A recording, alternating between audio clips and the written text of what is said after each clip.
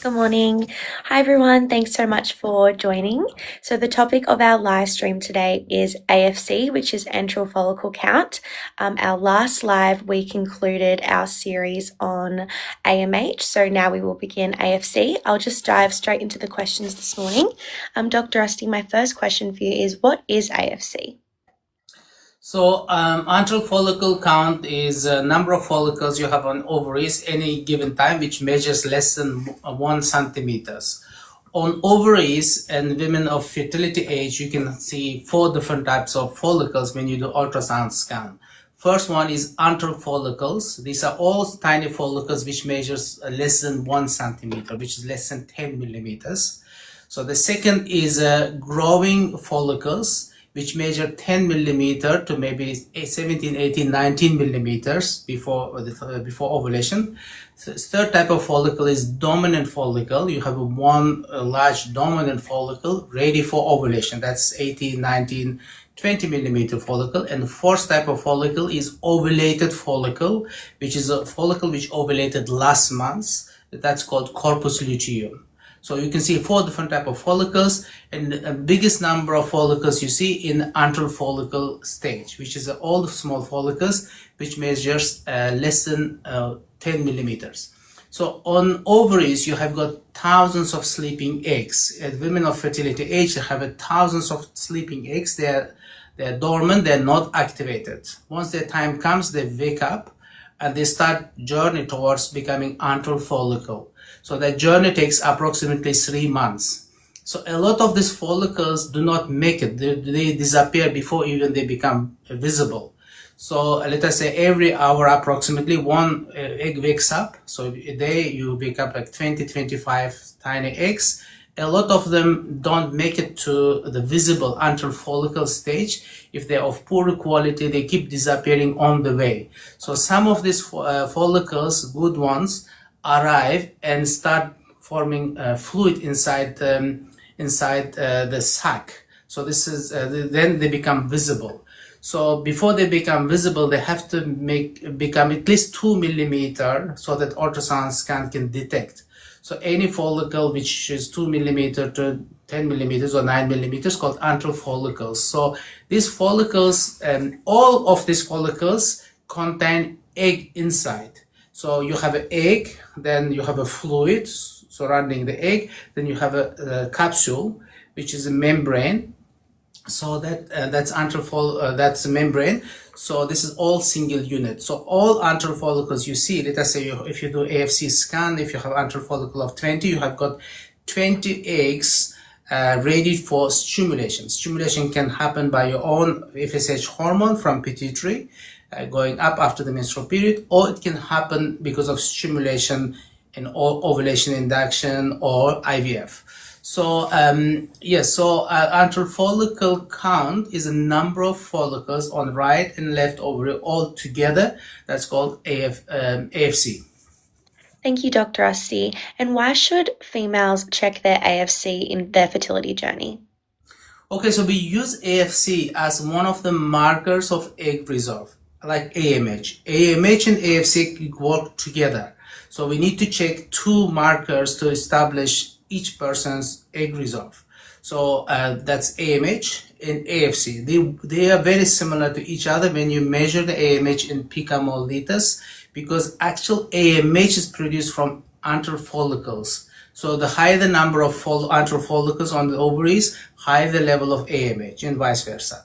So, and the AFC is the same as AMH, the marker for the egg reserve, which means we can tell individual person's baseline egg reserve. Doesn't matter what's their age, we can tell the egg reserve is high, like in PCOS, average, or low in like diminished egg reserve.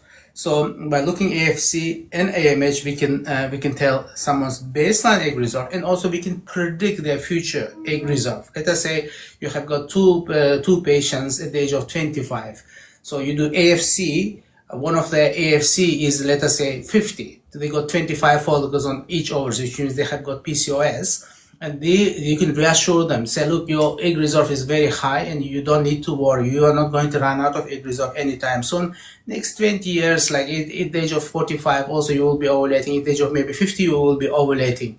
And yeah, so of course egg quality drops. They should not delay plans for having a child very until late, but they don't need to get concerned about running out of eggs anytime soon. And her friend, for example, she did AFC, and AFC came back as 6, 3 on each ovaries. So that indicates she has got very low egg reserve. She will be running out of eggs in the near future, which may, depending on AMH, we check AMH as well. It may take like 3 years, 4 years, 5 years before she runs out. Then she may have a premature ovarian insufficiency. So that's for establishing baseline egg reserve and predicting future egg reserve. We use AFC and the AMH as the two markers which work together to establish the egg reserve. And also we use AFC and AMH for planning fertility treatment, for ovulation induction, for IUI, planning IVF, dose of stimulation for IVF, establishing if someone has got PCOS. So AFC is role of AFC is very similar to the role of AMH. Thank you, Dr. Rusty. And how do you check AFC? So you check AFC by doing pelvic transvaginal ultrasound scan. The very important, the AFC must be done by specialist sonographers who does the scanning for fertility. Generally, sonographers who doesn't do AFCs frequently, they may not be able to measure AFC properly because you're literally measuring follicles as small as 2 millimeters. You just put the caliper, just imagine putting caliper 2 millimeter apart, like 3 millimeters, 10 millimeters. So what you do is you sweep the follicle, the transvaginal scan the follicle, and you count each and every follicle which measures less than 10 millimeters on the right side. Let us say you did the right side, you have got 1,200 follicles. These are all follicles smaller than 1 centimeter you can measure. Then on the right side, you did under follicle count, you got 10 under follicles. So total AFC is at 22. So you get a report of saying AFC 22. So that's good AFC. So if you check this patient's AMH in picomoliters, you should see approximately AMH of 15 to 20 in average. So usually it correlates very similar to AFC levels. You measure the AFC as a part of transvaginal ultrasound scan, pelvic scan. When you request as a GP or specialist, you normally write fertility pelvic ultrasound scanning, including AFC. Thank you, Dr. Rusty. And should you check AFC during a certain time throughout the menstrual cycle? No, so AFC, like AMH, doesn't depend on your cycle. So AFC and AMH is independent of menstrual cycle. You can measure any point. In the past, we thought, oh, you have to measure AFC a certain period of time. At the time, we didn't really understand how ovaries function. So like we said, ovaries like a river. All the time, they keep recruiting small follicles, and you have constant level of AFC, which can gradually go up and down as naturally like AMH. But this is independent of your menstrual cycle. Menstrual cycle happens because of pituitary, your gland produces FSH and recruits one follicle and ovulates that follicle.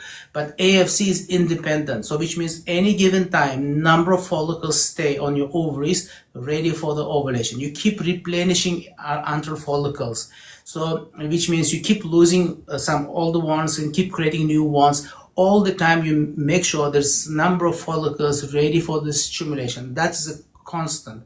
Doesn't depend on your pituitary hormones. It doesn't depend on your menstrual cycle. Doesn't matter any day of menstrual cycle, whether you're having period, whether you're in the middle of cycle, whether you're at the end of the menstrual cycle, you can do AFC. You get very similar results. Simply, you do not count follicles bigger than 10 millimeters and count follicles smaller than 10 millimeters, and that's your AFC, and that's always there. Antral follicles always there. So you don't need to time your AFC scan against your menstrual cycle. Thank you, Dr. Rusty. Before I ask the final question, I'll just let the audience know that they can comment any questions relating to AFC, and then I can ask Dr. Rusty those questions at the end of the live. But my final question for you, Dr. Rusty, is does AFC fluctuate? Like in AMH, and AFC has got natural variation. It's nothing in this human body or in the nature is static. Always you have a little bit of fluctuation. So that depends on firing of the follicles. Let us say when the follicles get activated a few months ago, and they can get fired in bursts, like every day, every hour they get fired. Then suddenly you may have a little bit more follicle activated than other days. So this is why there's little variation. With this variation for AFC, like in AMH, is 30%. Which means, let us say you did AFC today, your AFC came back as 10. So if you did AFC after 3 months, your AFC may come back as 13. And you did AFC after another 3 months, it can come back as 8. So this variation is there. You take this into account when you're doing fertility planning for treatment. But if you're for long-term prediction, this variation is important because let us say if you make a 30% difference, you may make a difference in years to predict someone's future fertility. So that's why for AMH and AFC, if you're using it for long-term prediction, you need to check again after 2-3 months. So let us say you do AMH and AFC, your AMH came back as 12, AFC came back as 15.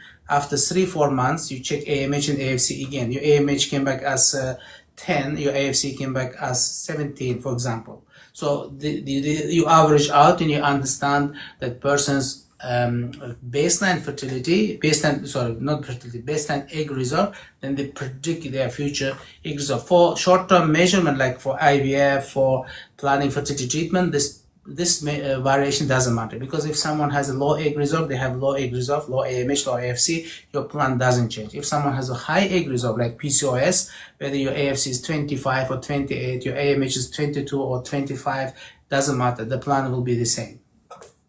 Thank you, Dr. Rusty. We don't have any questions specific to AFC, so before we conclude the live, do you have any final notes to make on the topic today? Yes, so we will be coming back to AMH. So we discuss AFC a little bit so that to build full big picture about your egg reserve. Then we go back to AMH. There's a lot of things we need to clarify because a lot of confusion going on about AMH. I will explain where what confusions doctors and patients or public has about AMH and AFC, and what is the source of those confusions. And I will explain and clarify why we should not be confused about this role of this test. Like, these are egg reserve tests. These are very important tests. As a fertility specialist, we use for every single patient and every day, and so that public also understands how this test need to be interpreted and can be used. Thank you, Dr. Rusty. Thanks so much to those that jumped on this morning. As always, the screen recording of this live will be published to Dr. Rusty's YouTube, TikTok, and Instagram, and we'll see you tomorrow morning. Thanks so much, Dr. Rusty. Thanks very much, everyone, for joining. Thank you.